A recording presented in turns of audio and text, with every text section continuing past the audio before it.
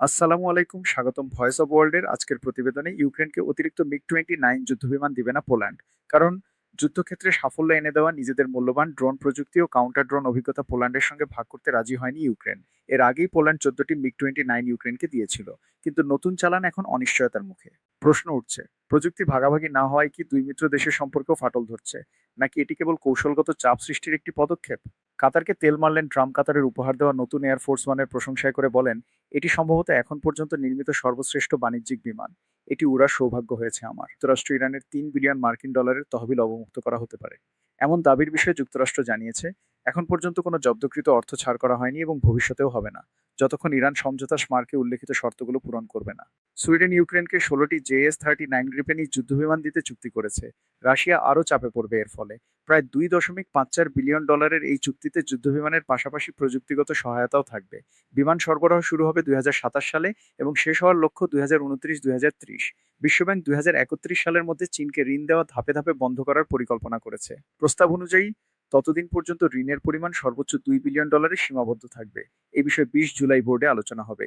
এই পদক্ষেপের পেছনে দীর্ঘদিনের আন্তর্জাতিক, বিশেষ করে যুক্তরাষ্ট্রের চাপ গুরুত্বপূর্ণ ভূমিকা রেখেছে। যুক্তরাষ্ট্র ও ইরানের মধ্যে হরমুজ প্রণালী ও সম্ভাব্য পরমাণু চুক্তি নিয়ে কাতারে আলোচনা চলছে। যুক্তরাষ্ট্র বলছে, চুক্তি হলে নিষেধাজ্ঞা শিথিলের অর্থনৈতিক সুবিধা টোল আদায়ের চেয়ে অনেক বেশি হবে। উভয় পক্ষ 1 সপ্তাহের জন্য উত্তেজনা এড়াতে সমঝোতায় পৌঁছেছে, তবে আলোচনা ভেঙে গেলে আবার সংঘাতের আশঙ্কা রয়েছে। রয়টার্সের দাবি অনুযায়ী চীনে গোপনে অন্তত 200 রুশ সেনাকে সামরিক প্রশিক্ষণ দেওয়া হয়েছে, যার মধ্যে বিকিরণ, রাসায়নিক ও জৈবিক প্রতিরক্ষা প্রশিক্ষণও ছিল।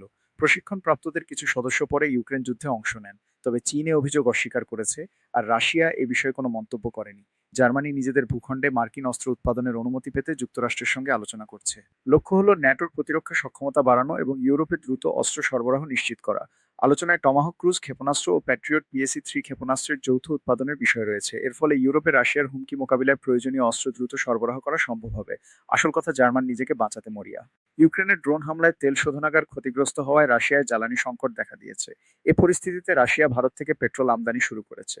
রয়টার্সের তথ্য অনুযায়ী ইতোমধ্যে 60,000 মেট্রিক টন পেট্রোল পাঠানো হয়েছে এবং ভবিষ্যতে বিভিন্ন দেশ থেকে প্রতি মাসে সর্বোচ্চ 4 লাখ মেট্রিক টন জ্বালানি আমদানির পরিকল্পনা রয়েছে। মিসাইল উৎপাদন বাড়াতে গাড়ি ও ওষুধ শিল্পের প্রযুক্তি ব্যবহার করছে যুক্তরাষ্ট্র।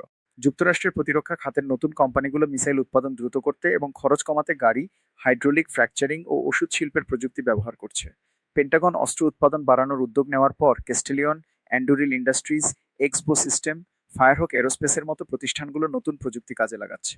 এসব কোম্পানি গাড়ি শিল্পের চিপ ও ফ্র্যাকিং কাজে ব্যবহৃত শক্তিশালী ধাতব টিউব, ওষুধ তৈরির মিশ্রণ প্রযুক্তি এবং 3D প্রিন্টিং ব্যবহার করে সলিড রকেট মোটর উৎপাদনের ঘাটতি কাটানোর চেষ্টা করছে।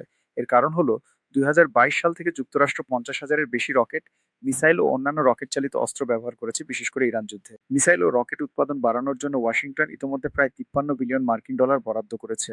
ভেনিজুয়েলার ভূমিকম্পে মৃতের সংখ্যা 2,295 জনে দাঁড়িয়েছে এবং আহত হয়েছেন 11,267 জন। ভূমিকম্প আঘাত হানার 9 দিন পরেও প্রায় 50,000 মানুষ এখনও নিখোঁজ আছেন। ভূমিকম্প পরবর্তী পুনর্গঠনে ভেনেজুয়েলাকে $17 মিলিয়ন সহায়তা দেবে চীন। এক্ষেত্রে আবাসন পুনর্নির্মাণ কর্মসূচির জন্য $2 মিলিয়ন এবং উদ্ধার ও পুনরুদ্ধার কার্যক্রমে সহায়তার জন্য আরও $15 মিলিয়ন সরঞ্জাম, যন্ত্রপাতি ও প্রয়োজনীয় সামগ্রী দেওয়ার সিদ্ধান্ত নিয়েছে চীন। রাশিয়া এক রাতে ইউক্রেনে 70টির বেশি মিসাইল, প্রায় অর্ধেক ব্যালিস্টিক এবং প্রায় 570টি ড্রোন দিয়ে ব্যাপক হামলা চালিয়েছে। হামলার প্রধান লক্ষ্য ছিল কিয়েভ। এ হামলায় 13 জন নিহত এবং 90 জনের বেশি আহত হয়েছেন। কিয়েভে 20টিরও বেশি স্থানে ক্ষয়ক্ষতি হয়েছে, যার মধ্যে রয়েছে আবাসিক ভবন, অ্যাম্বুলেন্স স্টেশন, বৈজ্ঞানিক প্রতিষ্ঠান, হোটেল ও ব্যবসা প্রতিষ্ঠান। হামলার শিকার হয়েছে Kharkiv, Sumy oblast, Dnipro, Zaporizhzhia এবং চেরকাসি ওব্লাস্ট। ইউক্রেনের বিমান প্রতিরক্ষা অনেক মিসাইল ও ড্রোন ভূপাতিত করলেও সবগুলো ঠেকানো সম্ভব হয়নি। আমাদের আয়োজন ভালো লাগলে আপনাদের মন্তব্য জানাবেন, অন্যদের সাথে শেয়ার করবেন আর সাবস্ক্রাইব করতে ভুলবেন না। রেগুলার আপডেট পেতে আমাদের টেলিগ্রাম চ্যানেল ফলো করুন, লিংক কমেন্ট বক্সে অথবা ডেসক্রিপশনে দেওয়া থাকবে।